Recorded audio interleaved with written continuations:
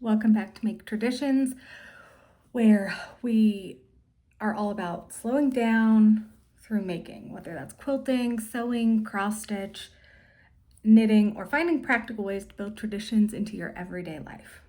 Today, I'm going to share updates. So last month at the beginning of June, end of May, I went through a lot of my works in progress. I'm going to do the same thing and let you know where I got to, see what goals I met and what goals I didn't. This is recording a couple of days before the end of the month. That's just a timing thing. I may end up inserting some more information once I get to kind of June 30th. But for now, let's get started. I'm going to start with cross stitch, and I'm going to do all of cross stitch. So works in progress, goals, haul, all of that.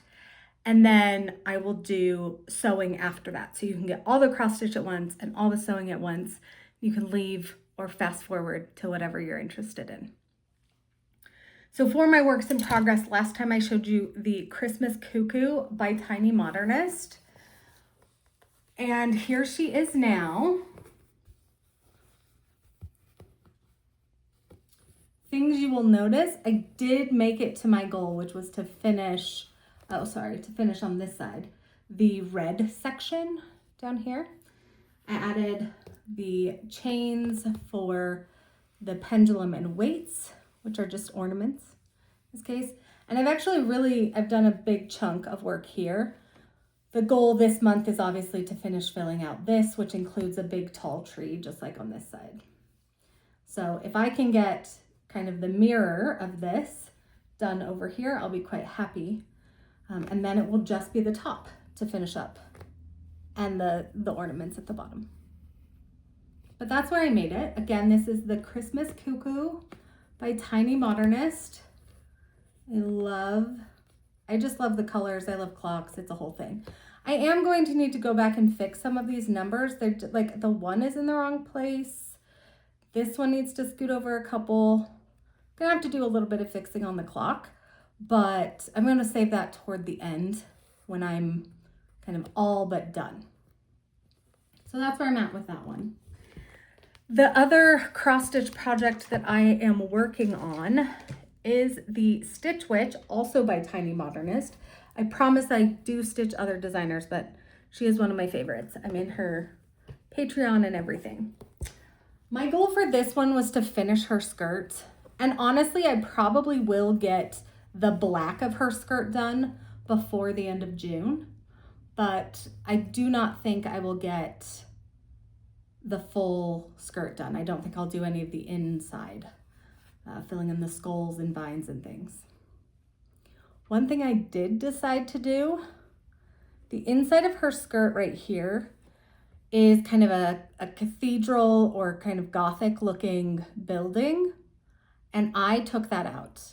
I redesigned, based on the stitch number for that rectangle, I redesigned, and I actually am going to put a sewing machine in there in the same colors that exist throughout the project. So there's no change in threads or colors, but it's going to look different. And then as a reminder, the other thing I'm not doing in this is the alphabet that was kind of all around and in and amongst all the motifs. Not doing it. Don't like alphabets.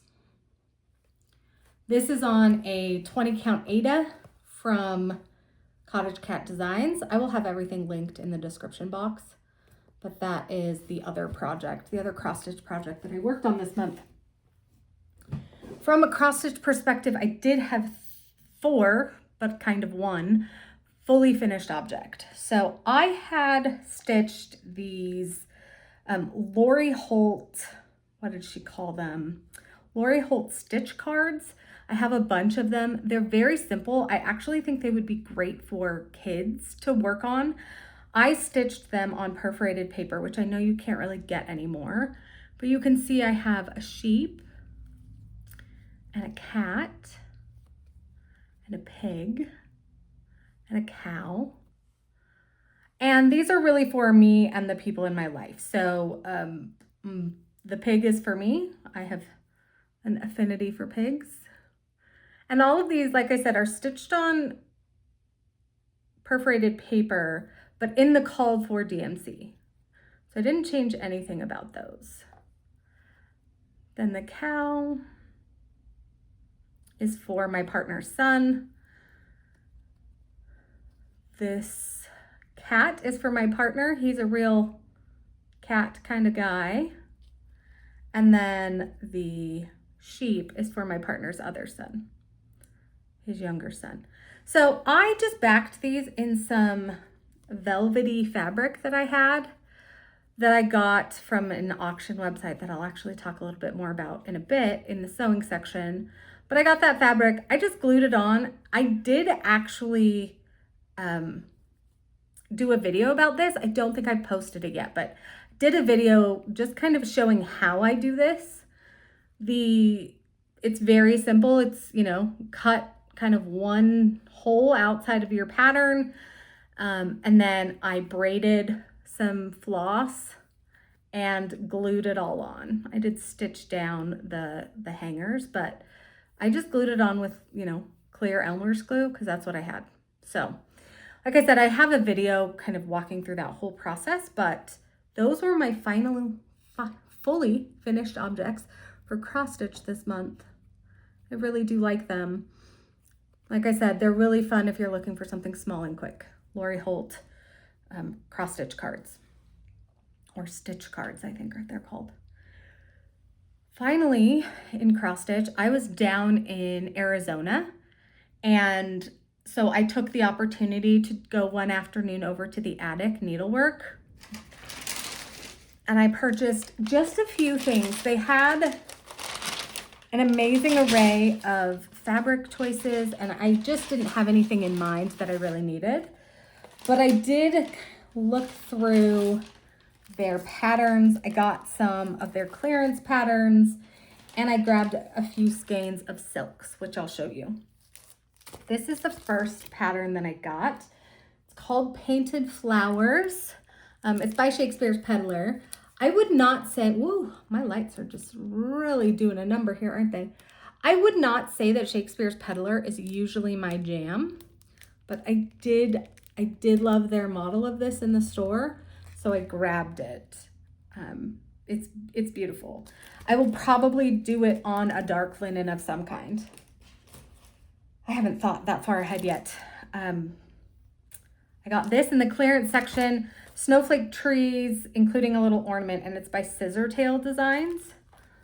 So it looks like that. I'm definitely going to do this one in a variegated floss. I don't know what variegated floss, but it will be in a variegated floss for sure. And then I also got two little small designs by JBW, designs by Judy Whitman. French Country Swans and French Country Ducklings. And they're just too cute. Just too cute. Again, a variegated floss.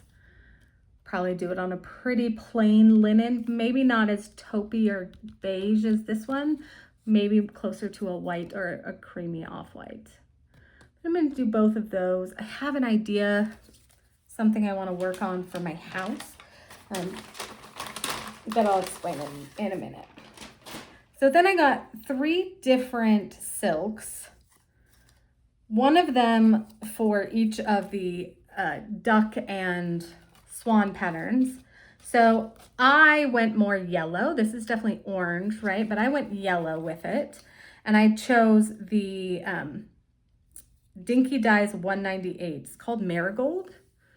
That is pretty much the color. It's showing up quite well.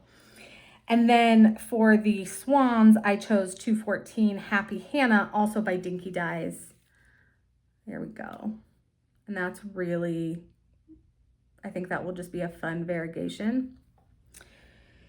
And then I have a project that I started and then frogged and then abandoned from Nashville Needlework Market.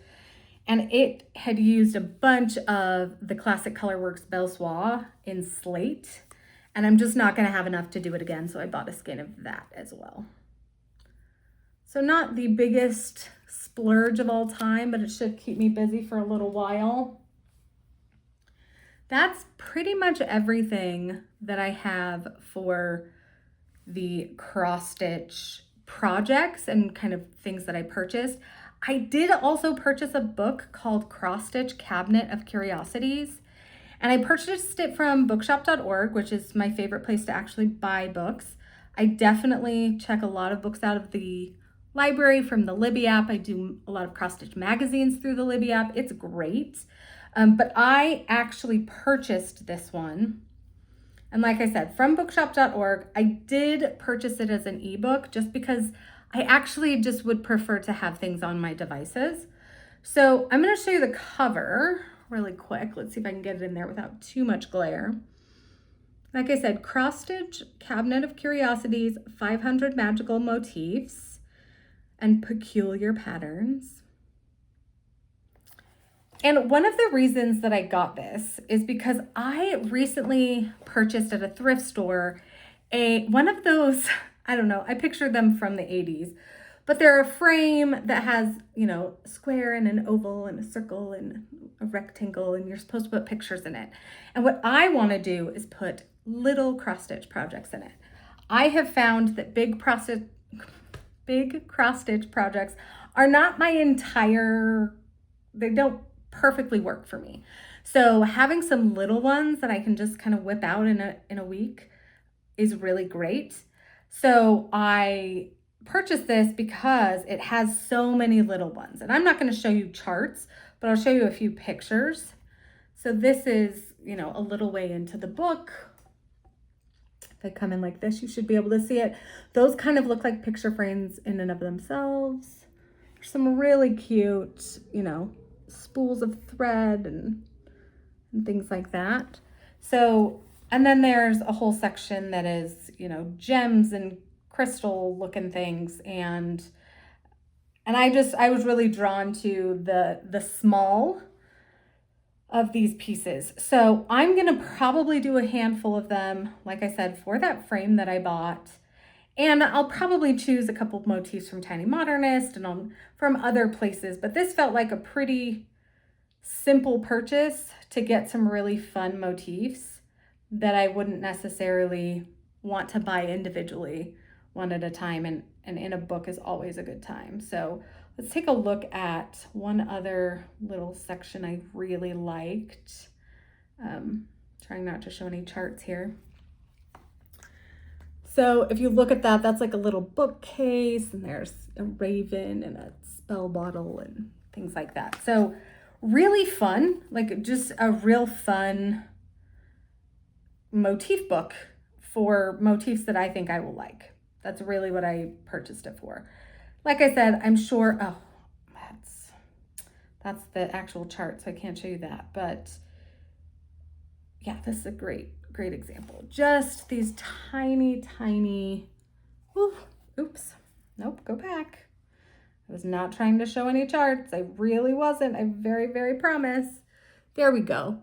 You know, just some little tiny little things. I also really want to do a really miniature cross stitch and put it in a pendant or like a locket. Anyways, dreams for someday. So that's the other cross stitch purchase, but I haven't started anything. I'm not going to start anything for a while because I do want to finish up the 2 projects I have going. Okay, is that everything? I think that's everything from a cross stitch perspective. Yeah, that's everything. Now we're gonna move on to sewing. I've done a handful of things in sewing. I talked last time about this purse I made from some fabric that I got as souvenir fabric in Japan, and I just didn't like the size. It was too big. And I didn't actually have enough of the lining fabric to make a second one. So I ended up just completely ripping the project all the way apart. I took out all the pieces. Still didn't work because if you make the lining smaller, then the pockets are going to be smaller. And so I didn't actually get to reclaim all of the lining, but I did get to reclaim kind of 2/3 of it. So we still have that yellow fabric with the kitty cats and the flowers. And a pink zipper, but I did not reuse the same zipper for this because I just threw this whole section away. And then the other side I just pulled from stash for lining, so it doesn't match. It's not Japanese fabric. It actually is like a travel Paris fabric that I had in my kind of home deck stash. But I kept the pocket in the outside fabric, and I was able to really utilize every piece of this lining that I possibly could. Again, a little more of that Paris fabric. And I reused everything else. The outer fabric I completely reused, the the connection fabric, all of that I was able to reuse, which is great. And even the zipper. And honestly, I think I did a better job on the zipper the second time, so I can't complain. This hardware is all just hardware I had in my stash. So I did kind of a swivel and some webbing. This was the last of this color webbing in my stash, but it will kind of do that. So much better size, really like it. And I have started cutting out the one that I am making for my sister, where her outside is a different blue fabric, but her inside is basically the white version of my outer fabric. And it should come together relatively quickly. Since I've made this twice now, I think I should be able to bust it out relatively quickly. But that is one of the sewing projects, and actually a fully finished object that I will likely use this weekend. And then the other thing that I worked on, I said that my quilt guild does a challenge quilt every year. And this year it's all about using up the fabric. And we got kind of mystery bags of fabric, and we need to make a 60 by 72 quilt top that uses that mystery fabric. You know, you've got to kind of use all the fabrics in your quilt. You can add more to it. You don't have to use every scrap of fabric, whatever. And I said that I was going to do the Urban Trek pattern by Quiltachusetts.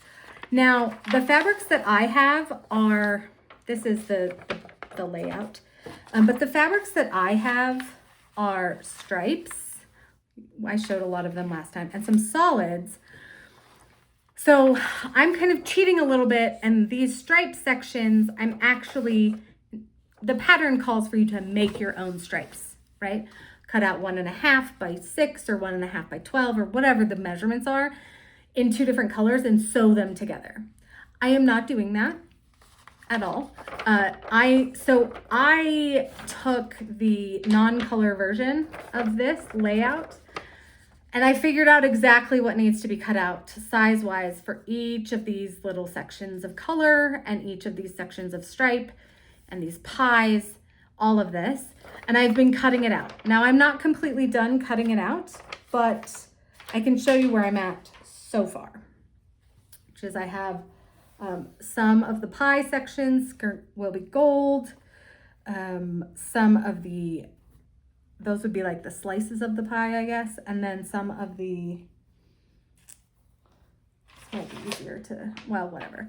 Some of the crusts of the pie are going to be green. There's a couple stripe sections. Again, these are going to be very specifically placed stripe sections. And some of them I had to kind of sew. I'm going to have to sew together and try to match stripes. It's going to be tedious, but I still think it will be beautiful. I have this lighter green color for a bunch of sections. You can see, so I didn't really give you the background behind this fabric, but this fabric actually came from the estate of someone who passed away, and their family really wanted it to get used. So we got it given to our guild, and our guild, like I said, kind of separated, but you can see this had probably been in our stash a while. There's some fading on those fold lines. I'm gonna guess this was sitting on the edge of a shelf, right? And you know what? I think it's fine. I'm using it up. I'm having a good time with it. Another section of stripe that I'm gonna use. Some more of that greenish color. And then another section of stripes. So like I said, I've actually cut out a good chunk of it. I haven't cut out all of it. Once I have it all cut out, the pies, the circles, are going to be the most time consuming, and then everything else is going to go together very quickly because, like I said, I don't have to build the stripes. I just put 3 pieces of fabric together and I'm done. So that should go quickly, and I really do hope, I don't know if I'm gonna work, I had hoped to have it completely cut out by the end of June. That's not going to happen. But if I have it cut out and the pies made by the end of July, I'll be pretty stoked. So that was from a project perspective, what I had accomplished on the Urban Trek pattern by Quiltachusetts. Let's see, what else did I work on this month? Those were the big items, I guess.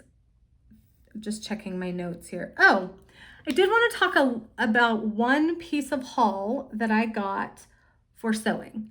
So I have Bernina 1000 Special is my go-to machine. I own 3 of them. 2 of them are in great working order. One of them less so. But it works. It's just whatever. So that is actually a machine that requires a special bobbin. All Bernina bobbins are different than most other machines, but I have had other Bernina machines. And when I say Bernina, I mean old Berninas. Like, they are all older than me. I prefer the vintage Berninas that don't have the fancy computers in them, and they don't have the fancy stitches and all of that. That's what I learned how to sew on. That's what I'm comfortable sewing on. So that's what I own. But my Bernina uses a slightly different bobbin, and I wish I had one of their, what I would call standard bobbins around here, but I don't know where any are. I have a bunch, but just not here. So these ones use a slightly different bobbin. They can either be this, a metal one, and you see it has like oval holes. Most Bernina bobbins just have circles, okay? They can also be plastic, and these are interesting, and it's very hard to see, but you can kind of feel it. These plastic bobbins actually have a little bit of rounding. Again, it is impossible to see, just believe me. So they're a slightly different bobbin, and the problem is, I mostly sew with white or light gray thread. Most of what I sew is going to be that. So when I go through a whole set of bobbins, tend to clean my machine, oil my machine, like really do kind of a deep clean. In between bobbins, I'm scooping out some of the fluff and I might oil. But when I've gone through an entire box of bobbins, like this, right? This is a 25 bobbin case. When I've gone through 25 bobbins, it is really time to do some heavy maintenance on the machine, which is fine because I'm capable of doing it. It's a relatively simple machine, but it also means I need to wind another 25 white bobbins. And because these machines are old, not all of them wind bobbins super efficiently. And like one of them, it doesn't really wind bobbins anymore because I've done it too much, and I'm sure there's just a gear somewhere that needs replaced. But instead of relying on my machine to wind 25 bobbins all at once, I have bought bobbin winders. Now, I have purchased this one by Simplicity. Do not recommend. Don't waste your money, even if you get it on a sweet, sweet deal. I bought mine used, I think. It does a garbage job. Do not recommend this bobbin winder. Not at all, okay? But there is a kind of, I don't know if it's Amazon, I assume it's Amazon or Overstock or something like that, kind of oversell or return place in Arizona. There's also one in Colorado. And it's an auction place, so you can, purchase it for pretty cheap, but you have to go pick it up in person.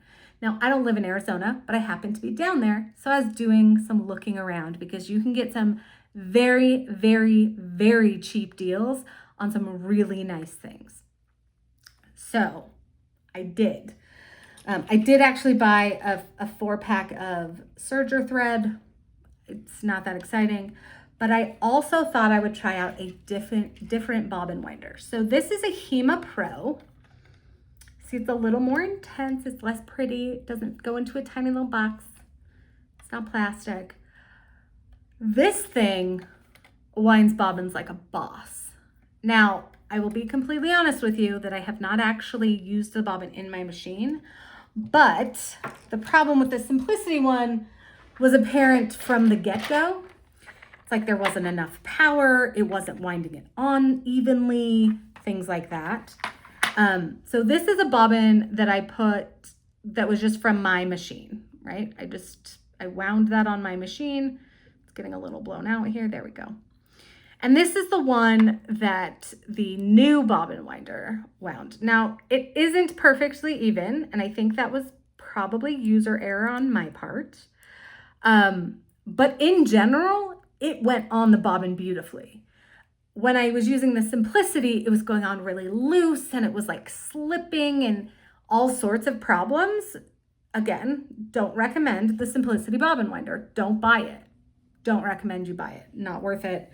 Not worth it at full price, not worth it at a garage sale price, and honestly, just not worth owning. Don't do it. But this one, and I would have to go back and look at the exact amount I paid for this, but I want to say it was something like $2 or $2 plus the 15% fee or something of that nature. So it was very cheap. Definitely worth the squeeze there. Oh, that's what normal Bernina bobbins look like. See how they're all holes are circles compared to my bobbins where the holes are kind of oval shaped. Two different bobbins. They both go to Berninas, but they are different. The ones with the ovals are actually slightly shorter bobbins. Anyways, that's not that important. The point is, I got this bobbin winder for cheap, for a price I was willing to pay to see if it worked. And I wound one yesterday. Beautiful. I will probably take a video of me winding 25 bobbins at some point so that you can see kind of the benefit of a winder like this. The other great thing about this winder that again did not exist for the Simplicity winder, which was really built for much shorter thread bobbins or spools than I have. This isn't even particularly large. It's just a normal, think of like Coates and Clark is a little shorter than this. It couldn't handle it. It was a disaster. This one, I could actually put a cone on if I wanted to. And I could wind a cone worth of bobbins all in one sitting.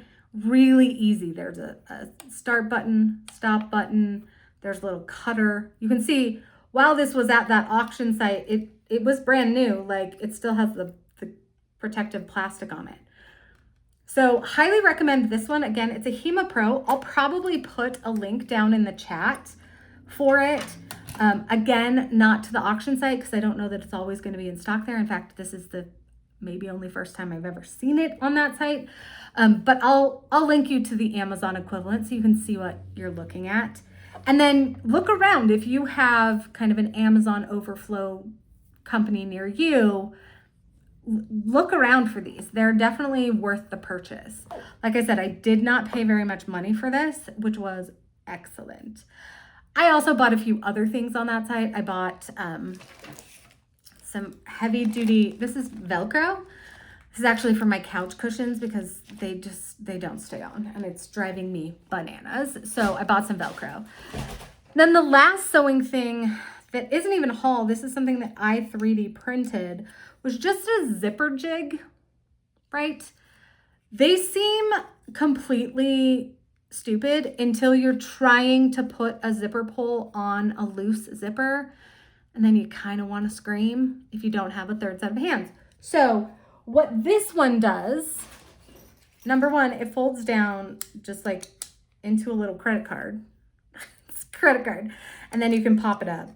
And again, I just 3D printed this on my 3D printer.